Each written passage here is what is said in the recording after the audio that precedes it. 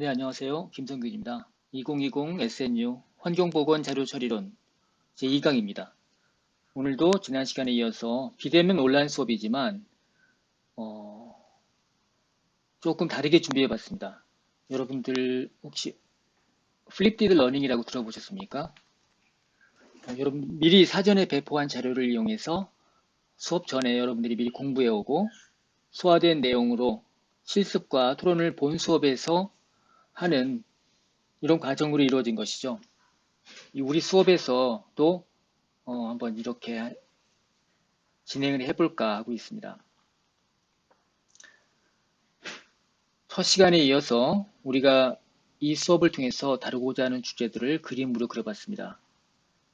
오늘은 데이터 관리와 관련된 부분들과 그리고 그래프 그리기에 관련된 내용인데 양이 조금 되기 때문에 동영상도 두 개로 나눴습니다. 이 동영상은 여러분들이 본 수업 전에 사전에 준비하시는데 도움이 되었으면 하는 바람으로 제작한 것입니다. 그래서 동영상도 두 가지로 좀 쪼개서 준비했는데 하나는 데이터 관리, 그 다음에는 그래프 그리기입니다. 한 15분에서 20분 정도씩 만들었습니다. 자, 본격적으로 들어가기 전에 간단한 당부의 말씀인데요. 코딩을 할 때 가독성이 좋아야 됩니다. 다른 사람이 보고도 이해를 할 수 있어야 되고 자기 자신도 쉽게 이해할 수 있어야만 되기 때문에 시간이 지나더라도 그래서 그렇게 하려면 연산자 좌우 띄어쓰기를 하시고 쉼표 다음에 띄어쓰거나 줄을 바꾸는 것도 방법이 되겠고요. 주석다는 것은 절대로 귀찮게 여겨서는 안 됩니다. 그리고 변수명에 일관성을 있게 부여하시는 것, 이 정도로 제가 당부드리고 싶습니다. 이제 본격적으로 데이터 관리에 관련된 부분을 할 텐데요. 이것도 역시 두 가지로 구분을 해봤습니다. 하나는 이번 시간에는 데이터를 불러오는 것, 또 저장하는 것, 또 불러온 데이터에서 변수명을 어떻게 바꾸는가, 그리고 변수에 딸려있는 값들을 어떻게 바꾸는가, 이런 부분들을 이번 시간에 할까 합니다. 자세한 내용은 제가 웹노트에 달아놨습니다. 노션으로 만들어 놓은 웹노트가 여기 링크에 보여 있죠? 이 부분을 참조하시고 여러분들이 좀 읽어보신다면 도움이 되겠습니다. 이것들 일일이 다 하기에는 시간이 없기 때문에 그렇습니다. 자, 옆에 있는 그림 오른쪽을 보시면 우리가 지난 시간에 empty cars라는 데이터셋을 다뤘죠. 그 일부의 스크린샷입니다. 전형적인 데이터셋인데요. 이렇게 라인 바이 라인으로 observation들에 대한 데이터가 있고 그것들이 컬럼으로 변수로 처리되어 있습니다. 어떤 것들은 숫자로 되어 있지만 가려져 있죠. 문자열로 된 것도 있고 팩트로 된 것도 있습니다. 이것들을 관련해서 이번 시간에 다룰 것입니다. 일단 데이터를 우리가 지난 시간에는 R에서 만들어서 썼는데 보통 크고 복잡한 데이터들은 외부에서 만들어서 불러옵니다. R로 불러오는데 우리가 엑셀을 이용하기도 하고요. CSV라는 그 콤마 세퍼레이트된 그런 데이터셋을 우리가 이용하기도 합니다. 이거는 엑셀에서 부를 수도 있는 거죠. 부를 수도 있는 건데 가장 여러분들에게 권하고 싶은 불러오는 펑션이 read under CSV 또는 read.csv 펑션을 이용하는 경우가 제일 흔하고요. 또 엑셀도 바로 불러올 수가 있습니다. SAS 파일에서 작동하는 그런 SAS 데이터셋이 SAS7D 데이트인데 이것도 heaven이라는 패키지에 딸려있는 read SAS라는 펑션을 이용하면 불러올 수가 있습니다. 또 R에서 작업을 하고 그것을 저장할 수도 있는데 그 저장한 것을 다시 불러올 때도 즉 R의 데이터셋을 불러올 때도 load라는 함수로 불러올 수가 있습니다. 이 정도면 여러분들이 많이 사용하는 데이터 불러오기 함수들에 대한 일람이라고 할 수 있겠고요. 저장하기도 있습니다. 이 write.csv라는 펑션은 R에서 작성한 데이터셋을 외부로 내보낼 때 여러 가지 형태로 내보낼 수 있지만 가장 안정적인 형태가 이제 CSV 파일이기 때문에 이것만 제가 지금은 설명드리겠습니다. 또 여러분들이 그 R 파일로 저장을 할 때 R에서 볼 수 있는 파일로 바로 저장할 때도 save라는 펑션을 이용할 수 있습니다. 자세한 거는 예제를 보면서 하겠습니다. 자, 한번 예제를 보면서 해볼까요? 여러분들 R 스튜디오를 띄워주세요. 예, ETL에다 제가 올린 파일 네임, 요렇게 week2라는 이름으로 올린 파일이 있습니다. 이거 말고 1.5 버전이 있거든요. week 1.5가 있는데 그거는 여러분들 예습하시라고 제가 미리 올려놓은 것이고요. 어, 예, 이걸 갖고서 이어서 설명드리겠습니다. 이 R을 그 스크립트를 진행함에 있어서 여러분들이 필요한 패키지들을 이렇게 한번 정리해놨습니다. 미리 이것들을 실행시켜 보십시오. 실행이 됐다라고 친다면 타이드버스를 먼저 구동해야겠죠. 이 타이드버스 안에는 굉장히 다양한 형태의 그 서브 패키지들이 깔려 있습니다. 그래서 하나만 하더라도 여기 있는 것들이 모두 다 라이브러리에 실행시키는 그런 효과가 있죠. 또 SQR이라는 것들도 여러분들이 실행시키면 나중에 제가 데이터 분석을 할 때 한번 어떻게 돌아가는지 보여드릴게요. 아까 데이터셋을 외부에서 불러오는 그런 펑션을 알려드렸었죠. 컴퓨터에 저장되어 있는 것을 불러올 수도 있고 또 인터넷상에 있는 파일도 불러올 수 있습니다. 여기에 있는 read under csv라는 펑션은 read.csv랑 기능이 거의 똑같지만 이게 좀 나중에 나왔습니다. 굉장히 큰 형태의 CSV 파일들이 있는데 그것들을 읽어드릴 때 훨씬 속도를 체감하실 수가 있습니다. 그래서 이것을 인터넷에서 불러오려고 한다. 그래서 이것을 df라는 형태로 저장을 하려고 한다면 얘를 실행시키면 됩니다. 그러면 제대로 저장이 됐는지 한번 볼까요? 여기 df라고 떴죠. 데이터 프레임의 형태에 진보된 형태로 팁을 형태로 되어 있습니다. 한번 보시면 되겠고요. 이 데이터 안에 not available 데이터가 있을 거예요. 한번 볼까요? 쭉 넘기다 보면은 이 아래 데이터가 없는 빈 곳들이 있습니다. 이것도 미싱인데 이런 것들은 다 빼고 싶다. 이렇게 우리가 또 골라낼 수가 있는데 그런 부분들은 이렇게 na.omit 이라는 펑션을 이용해서 뽑아낼 수도 있습니다. 아무튼 이 데이터를 간단하게 설명드린다면 타이타닉호에서 생존자에 관련된 자료들이 굉장히 많이 있는데 그 중에 일부입니다. 그렇게 생각하시면 되겠고요. 일단 여기서 그것들을 빼고 한다면 사라지는데 한번 나중에 확인해 보십시오.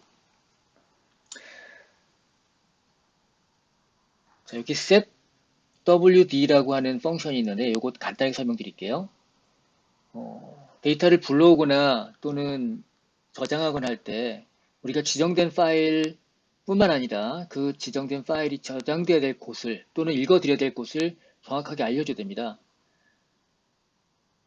근데 그것들을 일일이 타이핑하는 것이 번거롭고 귀찮으니까 그 중에 여러 가지 방법 중에 추천드리고 싶은 것들은 이렇게 워킹 디렉토리 WD를 세팅하는 것입니다. 여기 보시면 괄호 안에다가 이 따옴표로 양쪽을 막아놓고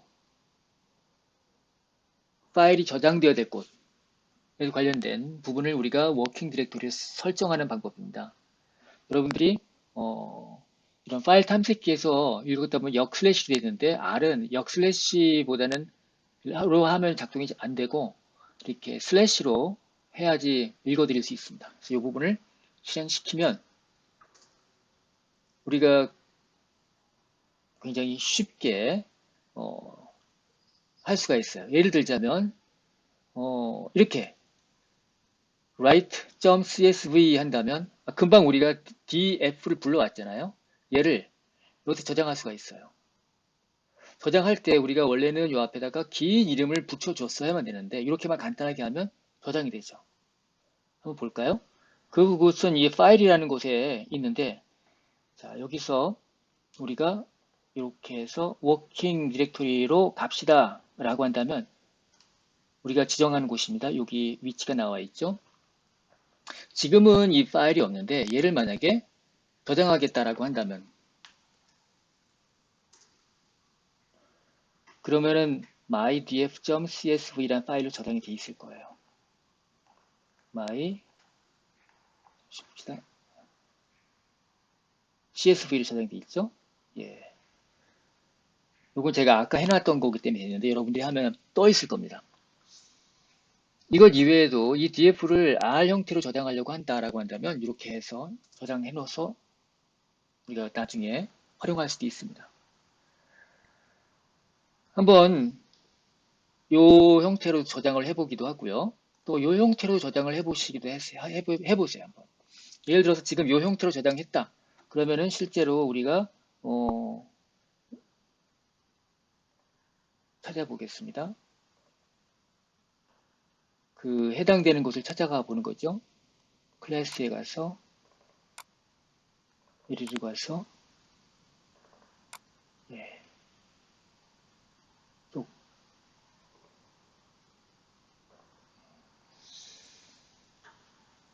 CSV 금방 저장한 것입니다.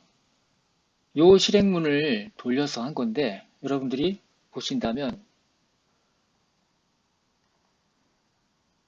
어때요? 여기에 지금 이상한 컬럼이 하나 생겼죠. 이거는 열에 관련된 겁니다. 우리가 empty cars라고 했을 때 보면 자동차 이름들이 쫙 나왔잖아요.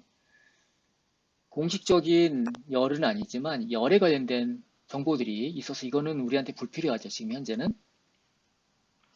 또 읽다 보면은 여기에 미싱이 된 부분들이 있을 수가 있는데 우리 여기서 다 빠져버렸군요. 미싱 부분이. 우리가 아까 미싱을 빼버렸기 때문에. 근데 나중에 저장하다 보면 여기가 NA로 되어 있는 부분이 가끔씩 있을 때가 있어요. 그런 부분들은 데이터 처리할 때 우리가 상당히 불편합니다. 나중에 엑셀 갖고 작업을 할 때. 그렇게 하려고 할 때는 저장할 때부터 그걸 없앨 수 없을까?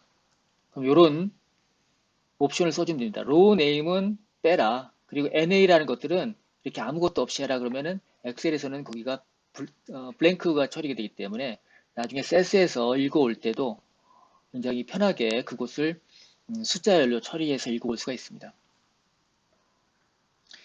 이 부분은 엑셀 파일을 읽어오는 것들인데요. 이렇게 긴 폴더 네임을 쓴 다음에 읽어와야 되죠. 이게 원래 정식으로 하는 거거든요. 그럼 저장되어 있는 엑셀 파일 읽어오는 것들인데 그냥 이렇게만 하더라도 돼요. 이유는 여기에 있는 앞에서부터 이 파일 네임 앞에 있는 거 부분이 워킹 디렉토리로 세팅해 놨기 때문에 그래서 여러분들이 이거를 잘 이용하시면 굉장히 편하게 쓸 수가 있습니다. 다시 파워포인트로 돌아왔는데요. 우리가 이제 데이터를 다루는 데 있어서 데이터의 타입이 무엇이냐를 잘 주목을 해야 됩니다. 그렇지 않고 분석했다가는 굉장히 낭패를 볼 수가 있기 때문이죠. 데이터의 타입은 그 변수가 숫자형이냐, 문자형이냐, 요인형이냐 이런 것들에 의해서 구분이 됩니다. 여러분들이 자세한 내용들은 여기 있는 참고를 눌러서 확인하실 수도 있고 미리 알고 계신 분들 계시겠지만 요인형과 숫자형은 상당히 혼동되기 쉬워요. 이 부분에 대한 부분은 이따 다시 말씀드리겠습니다. 반드시 구별이 필요한 부분이고요. 논리형은 true냐 false냐에 관련된 부분인데 아래에서는 이게 0과 1로 코딩됩니다. 당연히 1이 true가 되겠죠. 글자형 또는 문자형이라는 것들은 그것을 따옴표로 묶어서 걔를 하나의 캐릭터로 인식하는 것이죠. 그래서 논리형이 true, false로 되어 있긴 하지만 그것을 숫자형으로 우리가 사칙연산할 수도 있습니다. 더하기를 할 수가 있다는 뜻이죠. 숫자형은 1, 2, 3, 4 아라비아 숫자지만 그것을 글자형으로 우리가 강제 변환시킬 수도 있습니다. 물론 논리형도 마찬가지고요. 자, 아래서 한번 확인을 한번 해보도록 하겠습니다. 다시 R로 돌아왔는데요. 여기는 형 변환에 관련된 부분입니다. 우리가 아까 타이타닉 데이터셋을 계속 이용해 볼게요. 어떤 변수들이 있는지 살펴보도록 하겠습니다. 자, 콜 네임스를 치면은 아래 보이는 것처럼 그런 변수들이 있네요. 에스킴 아래서 온 건데 이것을 실행시키면 이것들이 어떠한 타입인지를 이별해 볼 수가 있어요. 보신다면 문자형이 5개, 숫자형이 7개로 돼 있고 각각에 대해서 미싱 밸류는 몇 개나 되는 것인지 우리가 미싱이 다 뺐기 때문에 여기는 하나도 없는 거죠. 그리고 간단한 베이직한 서머리 스탯이 있습니다. 이거부터 조금 더 자세하게 보려면 스트럭처, 즉 str를 실행시키면 되죠. 그러면 이 df라고 이름되어 있는 데이터셋 안에 있는 변수들이 각각 어떤 것이 문자형이냐, 그리고 그 내부는 어떤 식으로 자료들이 이루어졌는지를 우리가 볼 수가 있죠. 여러분 이걸 잘 활용한다면 데이터 구조를 미리 짐작하는 데 굉장히 큰 도움이 됩니다. 자, 우리가 타입에 대한 것들을 조금 자세하게 들어가 보겠습니다. 이걸 잠깐 지우고, 예. 임의로 한번 만들어 본 데이터인데요. 자, 우리가 이렇게 이걸 실행시킨다면 아주 간단한 형태의 벡터가 형성되었어요. A, B, A, A, C, B라고 되어 있는데 얘는 따옴표로 묶여 있으니까 문자열이죠. 얘네들을 벡터로 바꿔보겠습니다. 그리고 CF로 바꾸겠습니다. 자, 어떻게 됐을까요? 얘네들의 클래스는 팩터입니다. 자, 이제 형변환이 된 CF를 한번 추적해 본다면, 자, 위에랑 아래랑 조금 다르게 생겼죠? 위에는 따옴표가 있지만 아래는 없습니다. 얘네들은 기본적으로, 문자열이 아니에요. 더 이상. 세 개의 레벨로 구성되어 있다. 예를 들자면 A가 뭐, A, B, C, low, middle, high 이런 식으로 구분하기 시작한 겁니다. 일종의 카테고리컬 베리어블이라고 볼 수 있겠는데 문자열은 각각을 문자열로 인식한 거고 요거는 조금 다릅니다. 범주가 범주형 데이터셋입니다. 실제 예를 한번 보여드리기 전에 이 부분이 어떻게 다른지를 요인형과 팩터형과 수치형과 비교를 하는 예시 자료를 보여드릴게요. 지금 이쪽으로 다시 돌아오시면은 자 N30이라고 하는 것은 제가 이제 하나 만들었고요. X에다가는 1부터 3까지 30번을 뽑겠습니다. 반복을 해서 그러면은 X에는 이런 숫자들이 들어가 있을 거예요. 그 다음에 Y는 여기에서 이제 1도 있고 2도 있고 3도 있는데 2를 중심으로 해가지고 각각에 대해서 약간의 값들을 더 추가하거나 낮추는 그런 세 그룹 더미를 만들어 보는 것입니다. 그럼 Y는 이런 숫자로 이제 만들어졌습니다. 이제 X를 아까 X는 뭐라고 했죠? 숫자죠. 얘네들을 팩터로 바꿔보겠습니다. 그리고 출력을 한다면 모양은 똑같이 보입니다. 근데 위에랑 아래랑 다른 것이 얘는 완전히 숫자지만 얘네들은 숫자긴 하지만 범주화된 숫자입니다. 그러니까 이 두 개가 좀 달라요. 얘는 뭐 상중하처럼 구분이 되어 있습니다. 요인 범주화된 수치라고 할 수 있겠습니다. 그래서 얘네들이 팩터인지 누메릭 베리어블인지 구분을 잘하지 않으면 굉장히 큰 낭패를 볼 수가 있는 사례를 보여드리겠습니다. 나중에 설명하려고 했지만 그래프 그리는 함수, 베이스 함수가 있고요. 그러니까 R 기본 함수가 있고 그 다음에 ggplot에서 제공하는 함수가 있습니다. ggplot 제공하는 함수 중에 하나가 qplot이 있고 ggplot이 있어요. 우리가 앞에서 타이디버스 실행했기 때문에 이걸 실행시키면 어떻게 나오는지 한번 보겠습니다.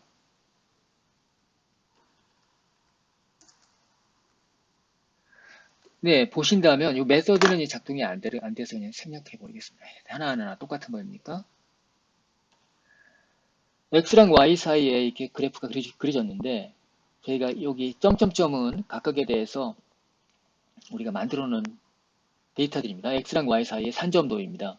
네, X를 보면은 이렇게 증가하고 있죠. 이건 연속 변수로서 처리한 겁니다. 숫자니까. X와 Y가 모두 숫자 변수인데 이렇게 되어 있는 것들은 우리가 리그레션을 할 수가 있죠. 예를 들어서 리그레션을 한 것들을 우리가 오버레이를 한다고 한다면 이런 그래프가 되겠죠. 이건 우리가 회귀 분석도 할 수가 있어요. 근데 X를 팩터 처리했으면 어떻게 되느냐? 이렇게 됩니다. 그럼 무슨 뜻이냐면은 1과 2 사이에 1.5가 여기서는 없는 거예요. 그래서 이 점점들을 우리가 박스 플러스로 처리하는 것들이 여기서 보여줄 수 있는 그래프입니다. 비록 숫자로 1, 2, 3으로 되어 있지만 여기를 A, B, C로 바꾼다고 해서 전혀 다를 것이 없습니다. 범주화되어 있는 구분 변수다. 그래서 같은 1, 2, 3으로 보이지만 눈에는 그렇게 보이지만 실제로는 다르게 처리가 된다. 그래서 이렇게 생각하세요. 이런 경우에 실제로 리그레션을 우리가 한다면 나중에 배우겠지만 숫자 대 숫자로만 리그레이션 한다면 이런 결과가 나옵니다. 보신다면 이렇게 그래프가 연속 변수로서 y는 ax 플러스 b라는 형태로 이렇게 나오죠. 근데 범주화된 걸 쓴다면은 이렇게 그룹별로 변수가 나와요. 나중에 얘기하겠지만 위에랑 아래는 결과가 다르다는 것을 보여주기 위해서 제가 쓴 겁니다. 조금만 더 다시 얘기를 해볼게요. 변수의 타입을 우리가 얘기하는데, 자, 위에서 얘기했기 때문에 이제 요 W0라고 말하는 것, 요 벡터는 문자열 벡터겠죠? 당연히. 따옴표로 묶여 있으니까. 얘네들을 형변환을 강제로 하겠습니다. 얘네들을 1차적으로 팩터로 만들고, 그 다음엔 숫자로 만들어서 괄호로 묶어버리게 된다면 프린트하라는 뜻입니다. 어떻게 됐죠? 문자로 만들어 놓은 것들이 바뀌었죠. 근데 눈썰미가 있는 사람은 알 거예요. A에 해당되는 것이 1이고, C에 해당되는 것이 3이고, B에 해당되는 것이 2다. 그럼 팩터로 바뀌게 될 때는 얘네들이 레벨로 우리가 정해주는데 기본적으로 A, B, C, D 순서로 갑니다. 그래서 범주화된 것들을 구분하는 데 있어서 이게 5개의 레벨로 주어져 있고 A에 상응한 것을 1로 이렇게 자동 코딩을 해버린 겁니다.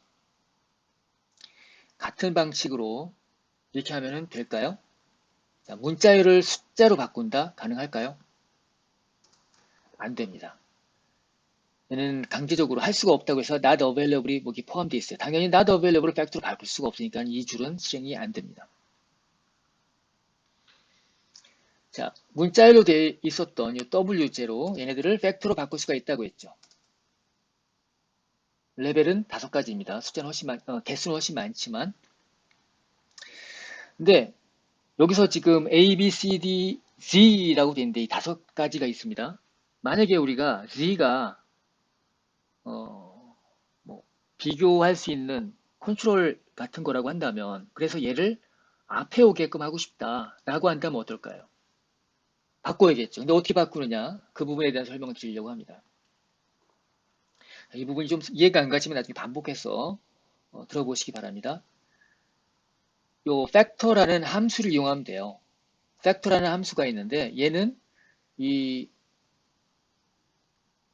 기본적으로 대상을 지정해주고 걔네들을 어떠한 레벨로 우리가 맞출 것이냐라고 알려주는 겁니다.